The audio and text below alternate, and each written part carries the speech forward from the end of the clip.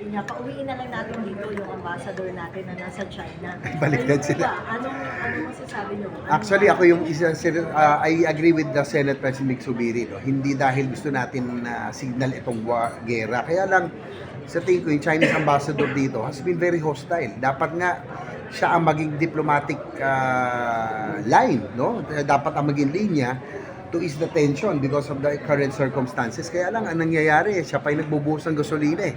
Very hostile siya. And as a matter of fact, nagkwento si Chief of Staff Gerald Bronner. Nagkita sila sa isang function. Aba, pinuntahan siya, sinabi niya, don't stop provoking us. Ginanon pa siya.